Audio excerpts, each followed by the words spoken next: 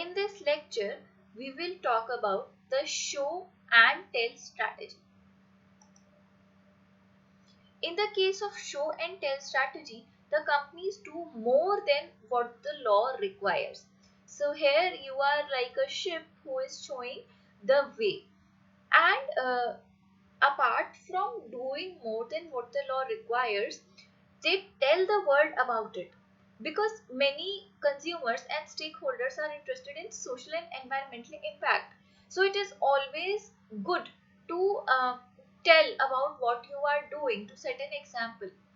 And so sustainable business models of such companies also help set an example for other countries. So other countries or other companies might adopt their business model so that they also become more sustainable. And a downside to this is that sometimes companies indulge in greenwashing. So if you are not familiar with the term, don't worry, we'll talk about this in greater detail in another lecture. But to give you some idea, it is to portray a good image in the market. So for example, if you have a food company and you want to portray yourself as someone who believes in sustainability, who believes in organic options, or who are offering organic food. So what greenwashing means is that the company has only 2 or 3 products which are in fact organic, and the other products are just what you have normally, what conventional food you eat normally. So by doing just a little amount, you are trying to portray or to whitewash an image for yourself which portrays that you are more responsible when actually you are not. So this is a little downside of this particular strategy.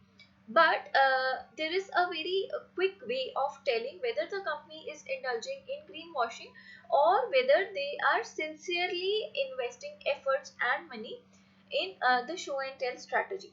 So if they are spending more money talking about what they are doing than actually doing it, if they are spending more money in advertising rather than doing the actual work, then probably they are indulging in greenwashing.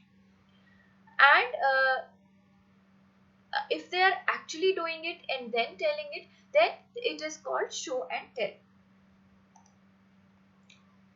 This requires a deep environmental sensibility on the part of the company, and environmental sensibility eventually becomes a part of their culture.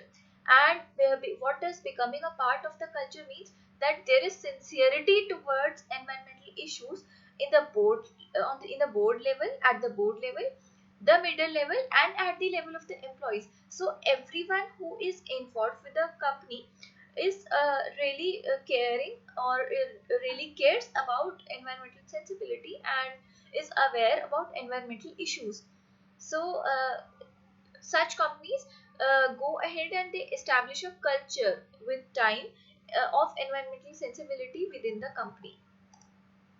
And this also might mean that sometimes it also costs more, and thus it is very important that a company knows about the financial costs of this strategy, because unlike the other two strategies of taking the low road and the wait and see strategy, we know that not a lot of financial costs are involved, but in this strategy a huge amount of cost is involved. So the company really must know about all these things. They must have their financial costs figured out before they indulge in this strategy.